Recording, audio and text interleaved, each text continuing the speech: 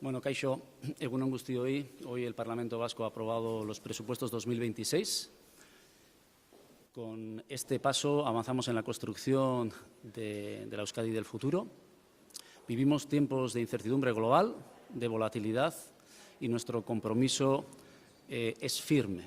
Esa incertidumbre convertirla en oportunidades y, por otro lado, demostrar que una economía pequeña pero dinámica puede ser referente a nivel europeo.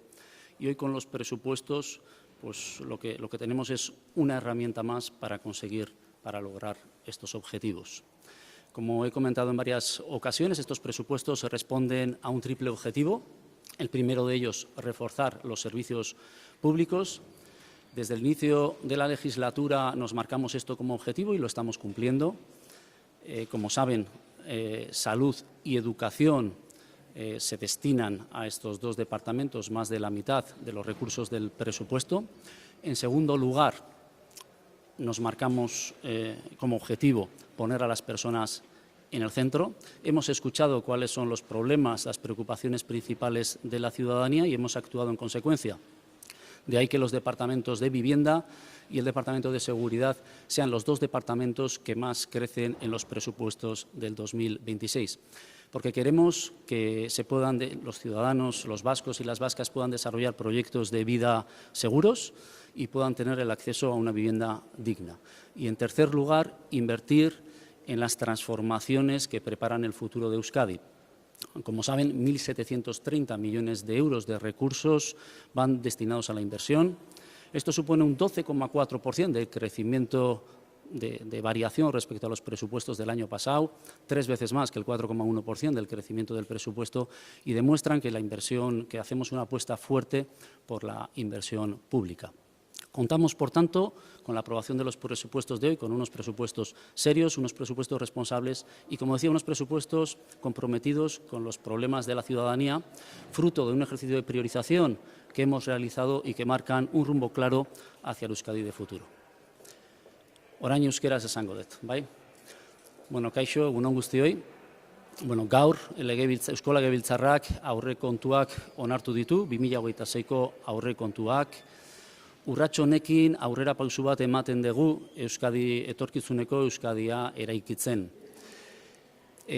Bueno, dakizuenez, ziurtasun gabeko garaiak dira,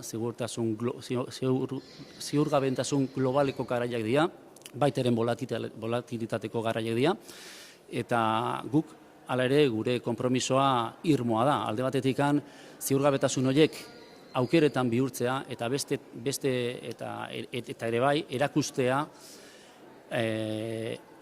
herri o ekonomi txiki batek, baina dinamikoa, Europan erreferente bat izan daitekela.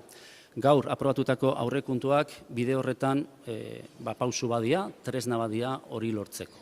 Hainbatetan esan dugun bezala, aurrekontu hauek 3 helburu betetzen ditu. Alde batetik zerbitzu publikoak indartzea.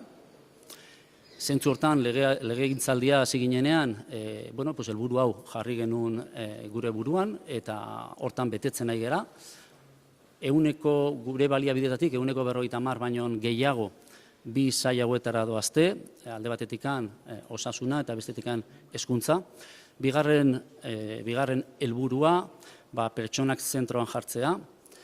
Hor, zentzu honetan, egin duguna da herritarrein zalantzak, kezkak eta arazoak entzun, eta hori egin ondoren praktikan jarri, eta horregatik baita etxebizitza eta segurtasuna dira, portzentaian, aurrekontu hauetan gehien hazten diren, gehien igotzen diren bi sailak.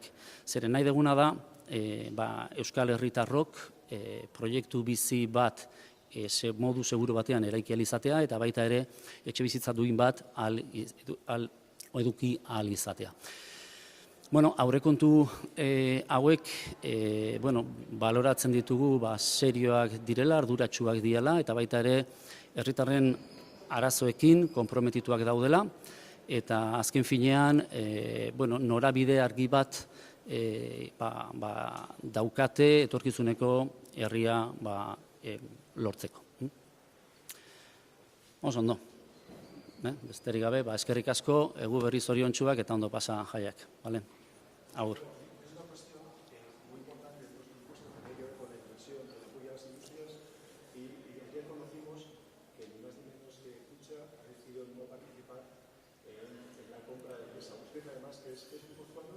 ¿Cómo interpreta esta decisión de una fundación bancaria guipuzcoana de no aunar voluntades, de no sumarse a esta compra que está también liderando el gobierno?